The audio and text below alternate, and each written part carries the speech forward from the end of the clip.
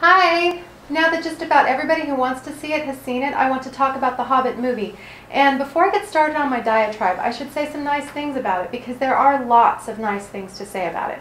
I loved that they left the dishwashing song in there, even if it was completely out of character with the rest of the movie.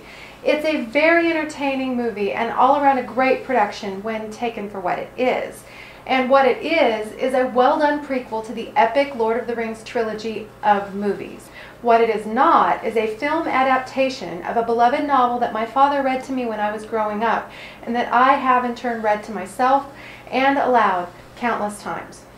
The first thing that we were all worried about was that they were splitting it into 3 movies, and it turns out that this was a valid concern because splitting it into 3 parts required 3 story arcs. I mean, they could have not had a separate arc for this first movie and just left it at a cliffhanger, but that makes for a significantly less entertaining movie. This problem was solved by fundamentally changing a main character in a way that flattens him and makes him, in my eyes anyway, a lot less interesting. And oh my goodness, did they change Thorin Oakenshield. He went from a dignified and refined elder statesman to a hunk of manly dwarf flesh. Yes, I know that lots of people are okay with this because, well, who doesn't like sexy Thorin? Well, I, for one. If you haven't read the book, freaking read the book. If The Lord of the Rings turns you off with its long descriptions and passages of elvish mumbo-jumbo, The Hobbit is a different animal altogether, and you might just fall in love with its whimsy, which is another thing that's mostly missing from the movie. The dwarves in the book wear brightly colored hoods, and several have brightly covered beards.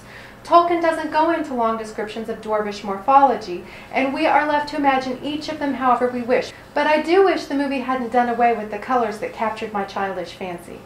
With very little description of Thorin himself, it may not seem fair to denounce him for being handsome, and in fact, I could forgive his youth and attractiveness if his character had stayed the same.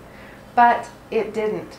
The only description we are given upon meeting Thorin on the page is that he is very important, and his hood is blue with a silver tassel.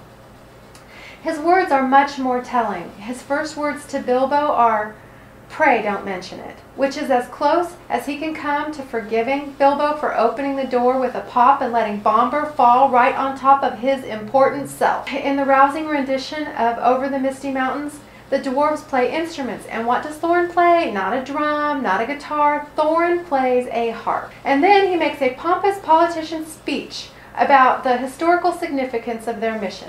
Thorin's character in the novel is defined by his dignity and importance, his refined bearing, and there's an underlying theme of greed for wealth and power. He's not unlikable or unskilled in battle, but he is not a macho and sexy fighter. He is more complex than that. The movie has imagined the dwarves as manly beings with unrefined manners, lacking dignity and beauty. In a way, they have done this to make a sharp contrast with the elven culture of the movies. The elves in the movies are dignified with an unearthly beauty and never ever silly and colorful and whimsical. No silly songs greet the dwarves as they enter Rivendell. The elves are simplified and flattened in order to contrast more severely with the dwarves, which seems odd when you remember that in the book, one of the things the dwarves disliked about the elves was that they were silly. And yet, film is a different medium, and some flattening is unavoidable. There is no time to develop culture. It is easier and visually more interesting to give each dwarf a completely different set of boots than it is to let him be a unique and complex individual. Because it's a different medium, it's all forgivable. Right up until the end, because I'm telling you, there is no way on Middle Earth that Thorin Oakenshield would freaking hug anybody.